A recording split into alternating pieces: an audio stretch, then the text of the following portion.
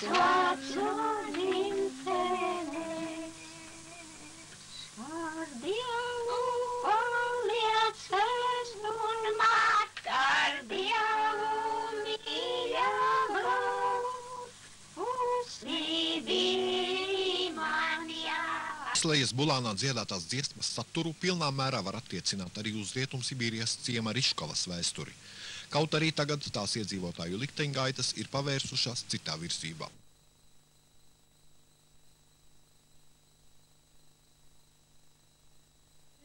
Gadiņu nedzīvoju no solan kungi karadot. Es kungiem atsacīju, nu vai es viens tas karavīrs. Vēl citāmi māmiņami, nu augdeliņi karavīri, kas var diena ķeizerami, nu ķeizera bruņas nes. Ir pagājuši gadsimti, kopš šajos kapos guldīto senčiem pret savu gribu nācās atstāt savu tēvu zemi. Tas notika jau kopš 1700. gadiem, un tie bija Sibīrijā nometinātie latvieši, igauņi, vācieši, somi un zviedri. Tos kā luterticīgos vienkopus pulcināja luterāņu mācītāji, kas bija panākuši valdības piekrišanu dibināt šiem cilvēkiem atsevišķas kolonijas. Vasaras svētkos šajos kapos ierodas vairāk apmeklētāju nekā jebkad gadā. Šos svētkus atzīmē liela daļa riškoviešu, un to sāk vispirms apmeklējot kapus. Un ne tikai vecākā paudze, bet arī jaunieši to darīja. Neskatoties uz to, ka uz jautājumu, kas šie par svētkiem un kāpēc tie svināmi, konkrētu atbildi nevarēja dot. Tiesa gan, viņu svinēšana notika mazāk kapos, bet vairāk Riškovas ezera krastā. Riškova, kurā ir ap 800 iedzīvotāju, izvietojusies ap ezeru. Tas ir mūsdienu prasībām atbilstošs ciems, kurā notiek intensīva celtniecība un labiekārtošana. Savā rajonā pastāvīgi noturoties pirmajās vietās. Svešinieks, kurš būs šeit ieradies pirmo reizi, to ievēros vispirms. Zināmu izbrīnu radīs arī tas, ka ciema ēdnīcā paēdot pusdienas šeit ir pieņemts visiem dzirdot pateikt paldies. Svešinieku izbrīnīs arī nepazīstamās valodas, kurās runā daļa iedzīvotāju, nedzirdētās dziesmas, dīvainas skulptūras ciema slimnīcā un pēkšņi ieraudzīts uzraksts nepazīstamiem burtiem. Svešinieks teiks, ka šī industrializētā ciema iedzīvotāji sekmīgi iekļaujušies apkārtējā vidē, turpinot saglabāt dažas sava pagājušā gadsimta nacionālās kultūras iezīmes. Bet mēs, apzinoties, ka riškoviešu likteņgaitas vairs atpakaļ uz tēvu zemi nevedīs, apzināsimies savu kaut arī attālo taču radniecību. Riškovas ciema bibliotekāre Hilma Enkvista, neraugoties uz savu zviedrisko uzvārdu, zviedru valodu neprot, arī latviešu un igauņu ne. Taču ar viņas laipnu atļauju bija iespējams ievietot šīs bibliotekas plauktos vairākus desmitus kilogramu no Latvijas līdzpaņemto grāmatu un žurnālu. Trešā daļa riškoviešu runā latviski, trešā daļa igauniski, bet lasa šajās valodās galvenokārt tie, kas līdz 37. gadam tās mācījušies Riškovas skolā. Jaunākai paaudzei šie svešie raksti tomēr paliek nesaprotama eksotika. Bet приедем mūsiem latviešiem tie runāt, Maja Zemītis palasīs, tur darbā pakrīvis, kā Maja Zemītis на своем. А куры, да, обычно дойдет pakrīvis. Teiksim, Maja. Darbā pakrīvis, как нас Maja palasīs, ka родителям нет пустварда.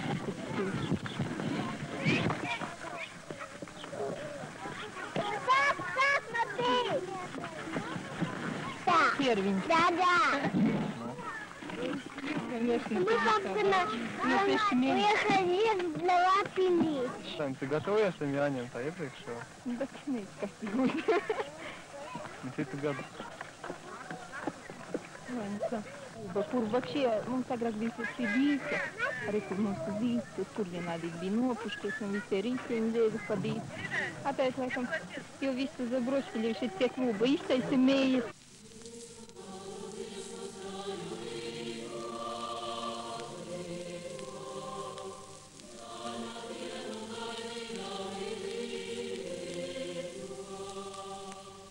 Sestais jūlijas, tuvojas Jāņu vakars, un tam šodien gatavojas visa Riškova. Arī ciema partijas organizācijas sekretārs Jānis Sergs ir svētku gaidās, un ar viņa piekrišanu šovakar būs iespējams palīdzēt tiem daudzajiem riškoviešiem, kuri vēlas kaut ko vairāk uzzināt par saviem gada lielākajiem svētkiem. Tie būs Riškovas 176. Jāņi, un informācija par Rīgas svētkiem pirmo reizi skanēs ciema skaļruņos no Rīgas atvestās skaņu plates fonā, šajā Sibīrijas ciemā, kurš nosaukts Rīgas vārdā par Riškovu.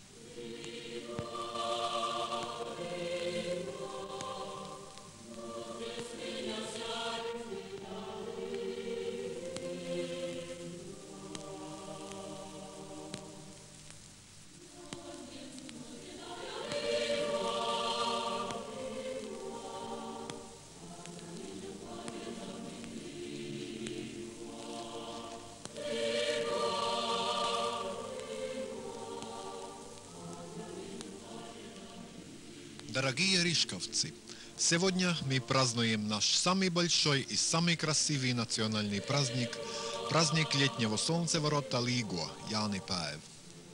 Этот праздник имеет разные названия, но у всех народов, проживающих у Балтийского моря, как шведов, финнов, эстонцев, латышей, он самый прекрасный праздник. Мы, рижковцы, принесли его из Прибалтики в далекую Сибирь, передали от поколения на поколение, и сегодня его вместе с нами празднуют русские, казахи, чуваши и другие наши друзья из других народов. Уже много тысяч лет назад наши далекие предки праздновали этот праздник солнца и огня. Поэтому и сейчас наши веселья с песнями до ожидания восхода солнца происходят при зажженных кострах. В Прибалтике этот праздник теперь празднуют на 2 недели раньше, чем мы. Но, несмотря на это, мы любим этот праздник плодородия и дружбы не меньше, чем его любят там, и хотим, чтобы его не забыли наши внуки и правнуки. Jāņunakts, Jāņu, самая короткая ночь в году. Эта ночь полна любви, радости и красоты. По нашим древним верованиям, проспавший эту ночь будет спать и весь следующий год, поэтому мы всегда веселимся до первых солнечных лучей. В эту ночь в Рижково находится гораздо больше людей, чем обычно. Съехались рижковцы из разных концов страны, пришли гости из окружающих сел.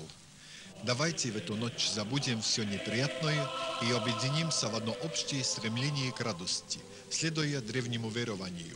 Кто весело проводит ночь Līgo, этот праздник летнего солнцеворота, этот праздник плодородия, этот праздник любви, тому и весь год будет радости наполнен.